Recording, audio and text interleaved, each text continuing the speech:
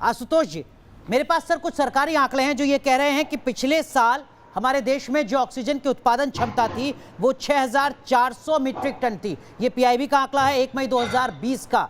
आज जो सरकारी आंकड़ा है वो कह रहा है कि इस वक्त हमारे यहाँ जो ऑक्सीजन की मैन्युफैक्चरिंग कैपेसिटी है वो 7,500 मीट्रिक टन है। तकरीबन 1100 मीट्रिक टन कैपेसिटी बढ़ी है ऑक्सीजन की, ये सरकारी आंकड़े कह रहे हैं। क्या बीते एक साल में ऑक्सीजन के मोर्चे पर कुछ नहीं हुआ इस देश में? नहीं, मुझे लगता है कि सरकार की तरफ से कुछ भी नहीं किया गया इस पूरे मसले पे। अगर सरकार के तौर पर अगर उनका आकलन, देखिए पहली बात क्या है, पहली बात ये कि दुनिया को मालूम था और आज ने एक साल पहले से मालूम था कि जो कोरोना की जो second wave, third wave, fourth wave आती है वो पहले से ज्यादा खतरनाक होती है और उसके बारे में सारे एक्सपर्ट पहले दिन से बोल रहे थे और सरकार को इस बात का अंदाजा भी था।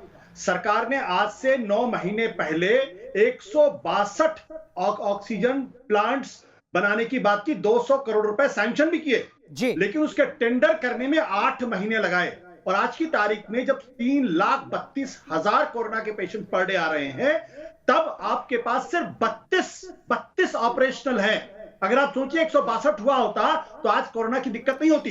लेकिन आशुतोष सर, अगर 2020 तक इस देश में ऑक्सीजन की उत्पादन क्षमता 6600-6400 मीट्रिक टन है और वो मौजूदा वक्त में 7,500 मीट्रिक टन है, एक साल के अंदर 1100 मीट्रिक टन अतिरिक्त उत्पादन, पिछले 7 दशक में 6400 मीट्रिक टन उत्पादन, एक बड़ा बदलाव क्या नजर नहीं आता सर? हम आधा गिलास खाली आधा गिलास भरा देख रहे हैं क्या? ये सरकारी आंकड़े सर, मेरे आंकड़े नहीं है।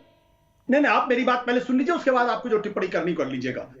इस देश के अंदर ऑक्सीजन की सप्लाई, ऑक्सीजन का प्रोडक्शन आज भी सरप्लस है, आज भी सरप्लस है।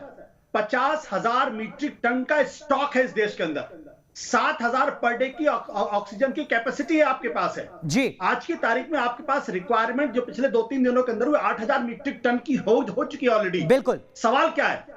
आपके पास ऑक्सीजन है, आपके पास ऑक्सीजन को हॉस्पिटल्स तक पहुंचाने का इंफ्रास्ट्रक्चर नहीं है। जो क्रायोजेनिक इंजन, जो क्रायोजेनिक टैंकर्स होने चाहिए थे, वो क्रायोजेनिक टैंकर्स है कहां?